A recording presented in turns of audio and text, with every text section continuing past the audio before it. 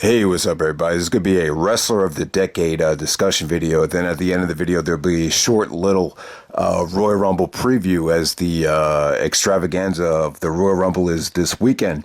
But yeah, with Wrestler of the Decade, I don't know. Maybe it's just me. Maybe I haven't been looking in the right places, but I have not seen any wrestler really named Wrestler of the Decade. I haven't seen any lists pop up on YouTube. I actually did a search of Pro Wrestling Illustrated to see who won their Wrestler of the Decade, and I couldn't really find anything. I'm not sure if Pro Wrestling Illustrated is still even pumping out magazines, but I remember Triple H won the last decade. He actually beat out Kurt Angle and won Wrestler of the Decade, so I haven't seen any official announcements of Wrestler of the Decade. And, it's kind of tough when I look back at this decade. Like, I don't really think there's a clear-cut winner. I would say that it's probably going to go to someone that's not involved with the WWE. To be completely honest with you, I'd say it's got to be someone from New Japan. That's probably going to be the answer. But I'm just going to go through a list of names and kind of give you a reason why and a reason why not. They're probably not going to be named Wrestler of the Decade. So, I haven't really followed wrestling as closely this decade as opposed to last decade. So I don't think I'm really qualified to give you a list like I did at the end of 2009. But yeah, let's just get right down to it. So Wrestler of the Decade, this is the WWE related section of it. I got John Cena as a candidate. I think Cena could definitely, he's probably the top choice for WWE. From a match quality standpoint, I think you could definitely argue that Cena had better opponents. He had better matches. He was just a much more well-rounded of a wrestler. When I uploaded the top 10 WWE matches of the decade, I had to actually kind of edit the list because I thought it came out too much Cena related, not intentionally, but I was just, when I did the list, I was like, man, Cena's like in every friggin' match on this list. But yeah, like I said, guys, Cena had great opponents. His matches were engaging. He cuts great promos to get people invested in the matches, and the matches are just he's just been a really, really fun worker this past decade, Cena. And I think now that he's not a full-time wrestler anymore, I think a lot of people just appreciate how great he was. You don't appreciate what you got till it's gone. So, but I think what's going to hurt Cena though is just the lack of involvement since 2000 and I guess 2000 after the Royal Rumble 2017. Cena really hasn't had any monumental matches, and it's well deserved that Cena's getting a break and going into Hollywood. He's definitely at that age right now. He's approaching his mid-40s, so it is what it is with John Cena. But I think you could definitely argue that Cena's been the best. Probably had the most consistency and longevity in the WWE this past decade. Seth Rollins. I think Seth Rollins is another good choice. Trying to think of what hurt Seth. I think the injury more than anything is going to hurt Seth Rollins. I think Rollins would have had a really legitimate shot at solidifying himself Wrestler of the Decade had he not gotten hurt. But like a lot of people that follow my channel, like the impression was that Seth, like it took a while for him to get going. Once he did come back, a lot of people really didn't care about him. And we finally had people start to turn. He was a babyface for a while, since he came back. And, we finally got fans. I kind of missed it. Like, I think I missed a lot of the big money matches where the fans really turned on him. It seemed like the Bray Wyatt feud was where the fans started to turn on him. But I wouldn't blame that all on Seth Rollins, though. But yeah, when you look back at this whole decade, especially with the work he did in Ring of Honor, like his Ring of Honor reign in 2010 was very good. It's quite underrated. And, look at the work he did when he went to, I believe it was FCW with Dean Ambrose. And then when he was with NXT, and then when he was with The Shield. And then when he turned heel on The Shield and sided with Triple H, Rollins really, I wouldn't say it was a perfect decade for Seth Rollins, but Yeah, you know what? Besides Cena, he might be the choice in terms of longevity and quality. Daniel Bryan, I still think you can argue that Daniel Bryan was the wrestler of the decade in the WWE. When you look at the highs that Daniel Bryan's had, it's it's not a bad choice. It really isn't. What I think is going to hurt Daniel Bryan, though, is that he took, how long did Daniel Bryan take off? I guess from 2014 to 2018, that's a large chunk of the decade where he really wasn't wrestling. But, Bryan had a really strong start to the decade going back to 2011, and then he's finishing it up strong. And hopefully, Daniel Bryan wins the WWE Championship to this weekend as well. But, he really had a really strong finish after taking that break. So, I don't think Daniel Bryan is an awful choice. I just think a lot of people that are going to closely examine the decade are going to use those 4 years against him that he took off. AJ Styles. AJ Styles is a great candidate. He was only in WWE for the second half of this decade. But, when you factor in AJ kind of being reborn in New Japan, he kind of went to New Japan, kind of rekindled some of the passion that AJ used to have as a professional wrestler, and, had an amazing run in 2014 and 2015 in New Japan. And it translated quite well, where he kind of racked up the MVP awards in the WWE his first 2 or 3 years back in the WWE. So, it's amazing what AJ's done. He was actually my number 2 wrestler of the decade, the previous decade. And I think for AJ to still, be in the discussion is quite amazing. I mean, when you look at it, I mean, look at all the guys that were in contention. Him and Daniel Bryan, both those guys were in contention for wrestler of the decade, last decade and this decade. So when you look back at the last 20 years, who's had the most longevity? It's AJ and Daniel Bryan, without a doubt. It's a toss-up between either one of those guys for best wrestler of the last 20 years. So, with Brock Lesnar, he's another choice. I know Brock has taken his share of criticism. It just seems to me like there's more negativity as opposed to positivity in terms of Brock's involvement with the company. He's definitely, the match quality has definitely suffered. But let's be honest. When you look back at Brock this decade, there's been times, especially 2012 to 2015, the part-time schedule has worked to a degree. He's had some great opponents, and Brock has delivered some great matches, with Punk, with Roman, with Cena.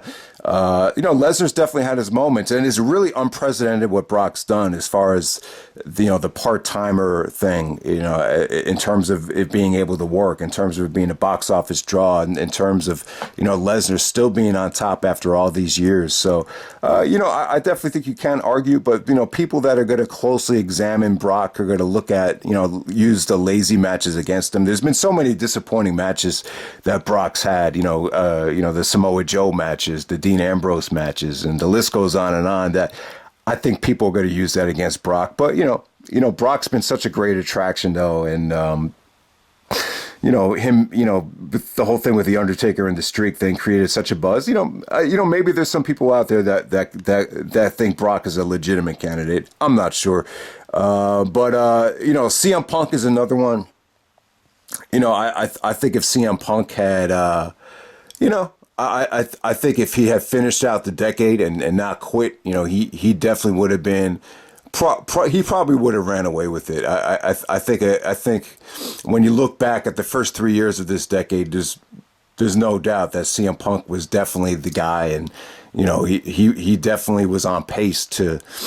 If PWI was still giving out Wrestler of the Decade awards, I think Punk probably would have ran away with it. But it would have been interesting to see, if Punk could have, kind of changed or kind of, switched up his style if he did stay with the company. I think that's one of the reasons he left was I think he was running out of ways to kind of reinvent himself. So that would have been really interesting to see. Guys like Johnny Gargano and Adam Cole. Gargano went on a spectacular run on the Indies in Evolve and in Dragon Gate USA, and he kind of took it to another level in NXT. Just the quality that Johnny Gargano and Adam Cole had. Both guys started out kind of green, and it was just interesting to see both guys get better as the decade went on. I would definitely say Gargano and Cole, when you're talking about two guys that probably improved more than anybody. Also, you got Kevin Owens and Sami Zayn.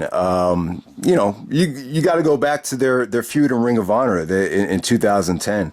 They had they had the feud of the year in pro wrestling in 2010, and they really kept at it for a while. They were still in Ring of Honor, the first 3 years of the decade, and both guys came over to NXT, and both guys, the feud translated very well on the main roster. I just think what's going to hurt, probably more so Sami Zayn than Kevin Owens. Sammy's, he had some injuries, and he really hasn't been, Sami Zayn hasn't been utilized that great, to be honest with you, especially since he turned heel. You just don't see him a lot. But Kevin Owens has had an incredible decade. It's really remarkable what Owens did, especially when he got to the main roster and the feud with Cena. The matches with Cena were some of the best of the decade. Owens really turned things around. I think he was at a point in ROH where you really didn't know what was going to happen to him. He looked like he had put on a lot of weight. Sami Zayn had moved on, and Owens was still there. You could just tell he wasn't that motivated, but slowly but surely, he finally got the opportunity, and Owens has definitely made the most of it. So I definitely say Owens is definitely in contention. So I'm going to go through some non WWE wrestlers, and you guys know I really, since New Japan really took off with the whole New Japan World thing, I kind of stopped following, Japanese wrestling. To me, Japanese wrestling was always a thing where, you love it when the guys came to Ring of Honor, and you would love it like if, there was a match that got a lot of buzz on YouTube. And, the Japanese stuff, to me, it was always about, finding certain matches and watching them. But when New Japan started dominating the professional wrestling landscape, it just became too time consuming. To me, it's too time consuming to watch Japanese pro wrestling pay-per-views month after month. To me, it just became a little bit of oversaturation. And at the time, wrestling in America just couldn't keep up in the United States.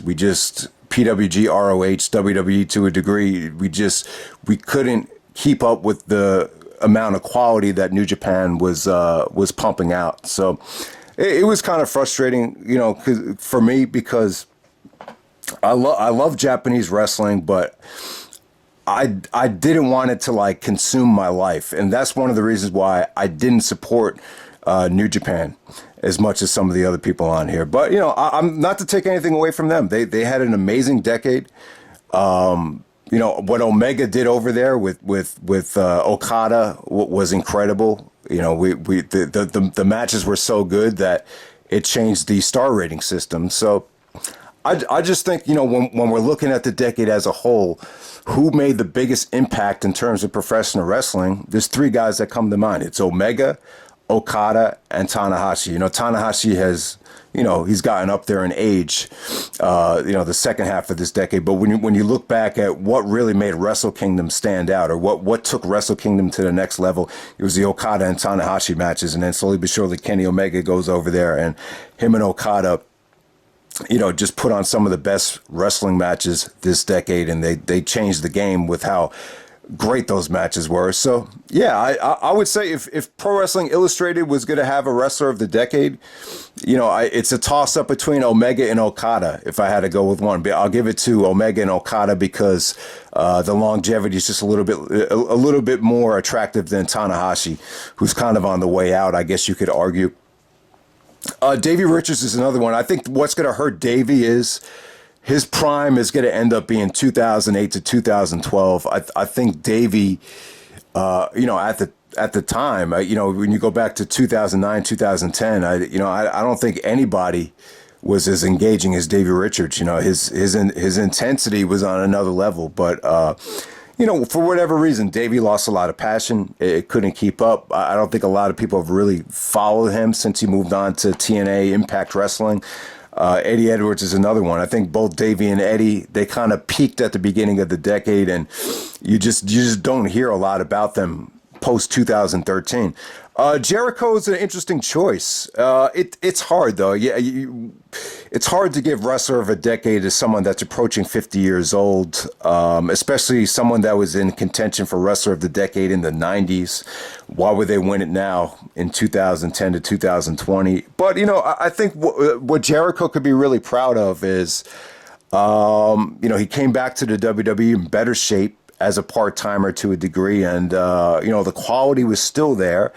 And when you look back at what was the biggest free agent signing of the decade, it was Jericho to AEW. So that's something Jericho could be proud of. But yeah, I mean, honestly, guys, Jericho's just it's just tough to give the award to someone that's approaching 50 years old. And then Shinsuke Nakamura would be another one. Nakamura's best work of this decade came in New Japan. You go back to Wrestle Kingdom when he faced Takayama. Nakamura just had such a warrior-based fighting style back then, and it was just kind of interesting to see Nakamura switch brands, come over to the WWE, and just kind of transform himself. But Nakamura is definitely another non-WWE name that I pick out. I'm not a big fan of his WWE work at all. I still don't know exactly what the problem is. Maybe he's hurting, and maybe he just wanted to switch up his style, but Nakamura, definitely his best moments came in New Japan, especially against AJ at Wrestle Kingdom. So give Nakamura a lot of credit, but his WWE work, to me, it's been the most disappointing. He was involved in the most disappointing match of the decade, for my personal taste. So I wouldn't give it to Nakamura, but he definitely would have been another name that I would throw out there. So those are wrestlers of the decade, guys. WWE related, my choice would be Cena. Let me know if you have another choice. Non-WWE related, I think it's a toss-up between Kenny Omega and Kazuchika Okada. Those Okada and Omega will be my choices from a wrestling standpoint. What would hurt Omega for me is just, you can even see it now in AEW. I don't think he's comfortable being a mainstream wrestler. So, but in terms of what he's just done in New Japan, definitely Omega is definitely he probably be my choice for wrestler of the decade. Yeah, he's that good. All right, so very quickly, let me just give you a Royal Rumble preview. So this year at the Royal Rumble, they're not giving us two WWE Championship matches. Brock's not going to defend the belt. I think that's a good decision. I think last year to have two Rumbles and then two title matches, it's just too much, and it definitely hurt the show. I was hoping they would get rid of the women's Royal Rumble, because I just think it's way too time consuming to sit through two Rumble matches. But they weren't going to do that. Most likely they weren't going to scrap the women's Rumble, so they scrapped one of the title matches. So Brock will be not defending the WWE Championship in the Rumble, but he's just going to be in it. Just to kind of prove that there's no worthy challengers. That's really what it looks like here. I mean, this is what I'd like to happen. I think at this point, there's so many guys like Aleister Black, Keith Lee, Adam Cole, Johnny Gargano. The Royal Rumble is a great chance to build a new star. When they had Cena win the Royal Rumble so he could face The Rock a couple years ago, that was in bad taste. The Royal Rumble is just like King of the Ring. And, King of the Ring is frustrating as hell because it never produces any great wrestling matches. But, I think Royal Rumble, King of the Ring, these are great chances to build new stars. The most important thing, especially with the WWE right now, they need to focus on, building a new name. Having Brock Lesnar win the Royal Rumble, I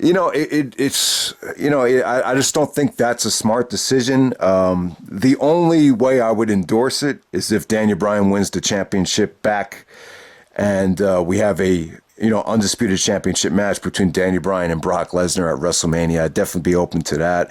I think that would be amazing. So I'd love to see that. But I don't know. The choices are very limited in terms of who you'd like to see win this match. I mean, if The predictable and boring thing that would happen is if Bray Wyatt defends the championship and then you have Roman Reigns win the Royal Rumble. It's pretty much inevitable. You know, Roman Reigns is going to face Bray Wyatt at WrestleMania. The question is it going to be for the championship? I've never been, obviously Roman Reigns, he's taken a lot of heat, so I don't want to kill him, but I've never been a big Bray Wyatt fan. And it's only in the WWE that, you start giving guys championships just because they found a new mask or a new character. And I don't think it sends a good message. And to me, it's hard to sell Bray Wyatt as champion going into WrestleMania, especially with sports becoming so lucrative right now. Why would you want to promote someone that's not in very good shape, have extremely overrated mic skills like a Bray Wyatt? I'm just not a big Bray Wyatt fan, man. I've never been a big fan of him. This Fiend character, I'll give it some credit. It's very multidimensional. You could tell it's very much inspired by Mick Foley's multidimensional personality, but I'm really happy that Daniel Bryan shaved the beard, back to being a babyface. You got to capitalize on Daniel Bryan while he's still healthy, still young. I love to see him in a championship match at the Royal Rumble. Maybe you could do Daniel Bryan, Adam Cole at the Rumble, Daniel Bryan, Johnny Gargano. I think, the WWE has not had a great WrestleMania in a very long time. There's not a WrestleMania since WrestleMania maybe 21 or maybe WrestleMania, I don't even know, maybe WrestleMania 30 that you could consider great. So, we need to get that great match at WrestleMania, and, Roman Reigns and Bray Wyatt, it's just not very appealing to me. But, this Royal Rumble here, I hope it's good. What would really turn me off is, for WrestleMania to be dominated by outsiders, guys in boxing, guys in the UFC, like they were promoting at the, some of these foreign pay-per-views, like Crown Jewel pay-per-views like that. That will really turn me off. That will make me not want to subscribe to the network. The WWE has, the talent pool is incredible. When you compare this talent pool even to AEW, the WWE still has so much talent, and you really want to see them capitalize on it and deliver some great shows during this WrestleMania season. So hopefully we do get that. There's no reason to be bringing in UFC fighters and boxers. There really isn't. That would make me, that would turn me off more than anything. And, there's too much talent for a guy like Bray Wyatt to walk into WrestleMania as the champion. If you want to give him a match with Roman Reigns on the undercard, that's fine, but not championship worthy, not main event worthy. You're not going to have a good WrestleMania if that's going to be the case. So, Brock and Daniel Bryan is a great idea. Not a big fan of seeing Brock win the Rumble, but having Brock in a squash match is very repetitive at this point. Having have Brock actually participate in the Rumble, not the worst thing in the world. You love this Royal Rumble match to end with Brock actually putting over a younger talent. So let's see if that does happen. So that's pretty much it, guys. Wrestler of the Decade. Let me know who wins it. Royal Rumble predictions. Let me know if you guys have any predictions, and I'm out. All right.